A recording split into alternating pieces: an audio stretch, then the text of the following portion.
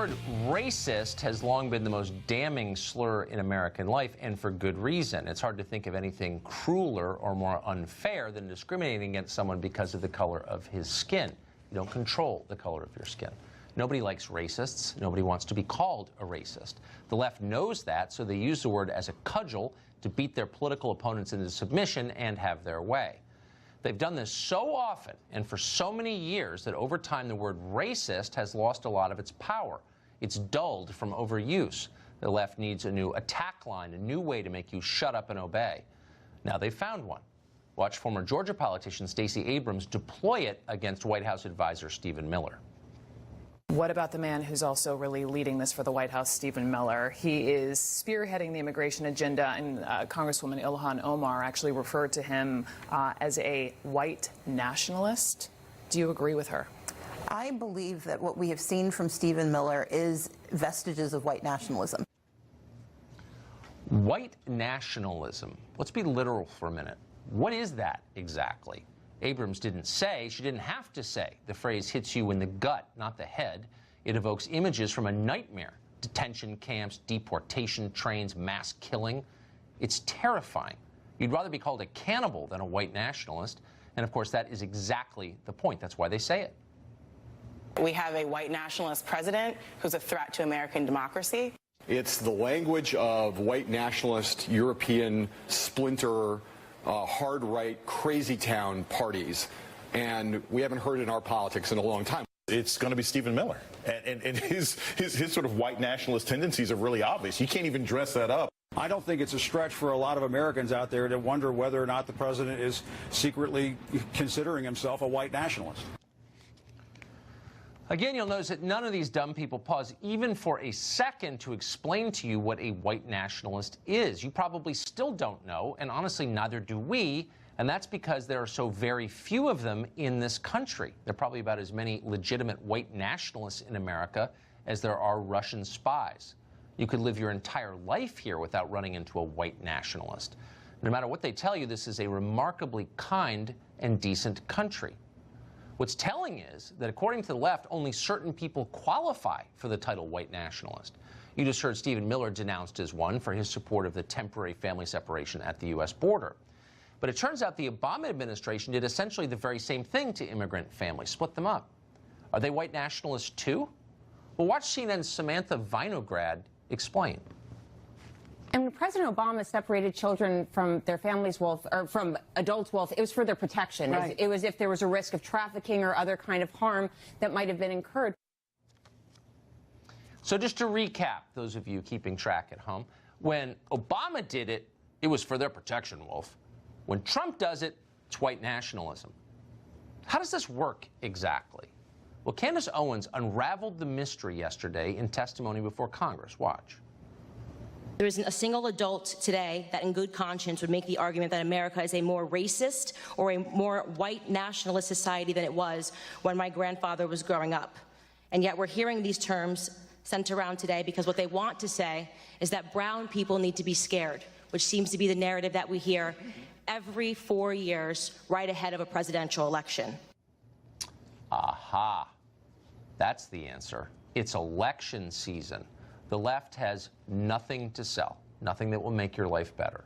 So instead, they whip up race hatred and fear. Scared people vote. Just tell them the other side wants to put them in camps or murder them, and they'll show up at the polls and vote for you, however reluctantly. The left has known this for a long time. They've been doing it for generations. They're more explicit about it now than they ever have been. But what's the cost of campaigning like this? Democracies succeed when they're built on the belief that we're all in this together. When they become tests of strength between two groups that hate each other, they fall apart. Attacking people for their race is exactly how you destroy a country. That's what Democrats are doing. They know they're doing it. It's obvious. They just don't care. Victor Davis Hanson is a senior fellow at the Hoover Institution, and he joins us tonight. Professor Hanson, thanks very much for coming on. So I can't help but wonder over time what the effect on the population of the country, of all people, of all colors, and let me just state sincerely, almost all of whom are good people, it's America, but what's the effect on them when they hear this every day? How does it make them feel about their neighbors, about the country itself? How does it make them feel about our future as a country? I think they've almost tuned it out now, Tucker. We've jumped the proverbial shark because in the last 10 days, African-American director of the Heritage Foundation, Kay James, African-American activist, Candace Owens, Jewish-American Steve Miller have all been called either a white supremacist or a white nationalist. And when everybody is a white nationalist, nobody is. And why is this happening? Well, that's what's so, befuddling. And I think the reason is that it's in part, it's the demonization of Trump supporters, because after the 25th Amendment, the Emoluments Clause, the Mueller investigation, Stormy and Michael Cohen, there's always some magic bullet that's going to take Trump out. And this is now the white nationalist conspiracy, and it doesn't exist. And I think there's also fear, Tucker, because Trump's economic agenda has really achieved record low Hispanic and African American unemployment. And when he weighs in about the anti-Catholic bias of a Kamala Harris, or the plague of abortion on minority communities, or an open borders effects on driving down wages, that appeals to minority voters. Maybe 20% of black voters or 45% of Hispanic voters.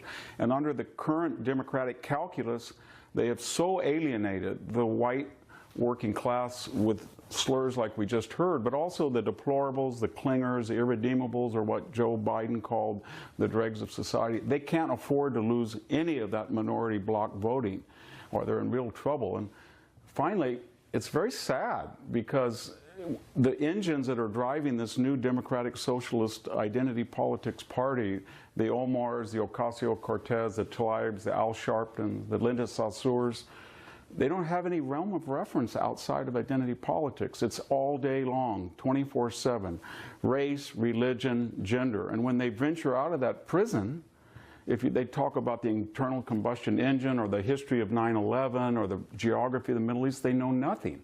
Yeah. And so we want some intervention, and we look to Nancy Pelosi or Chuck Schumer, but they're terrified that these Pied Pipers represent 50% of their own party. And we look for a senior statesman. Bob Kerrey was heroic in warning about this extremism, but look at Barack Obama. I mean, he was edgy in 2008, I guess, and now he would be considered passé. And when he weighed in, it was very timid about, a circular firing squad or something, but it's almost, he's become a tragic comic figure because he's really into I did build that, and now's the time to profit moment as he seeks, his own personal wealth. More power to him. But there's no leadership anywhere there that can say, you guys have to stop this because you're destroying a once noble party. And a wonderful country, too. And making people hate each other. Wonderful You country. whip up race hatred, that's what you do, and that's what they're doing. They're whipping up race hatred, and it's terrifying, I think. Professor, thank you very much. It's great to see you tonight. Thank you for having me, Tucker.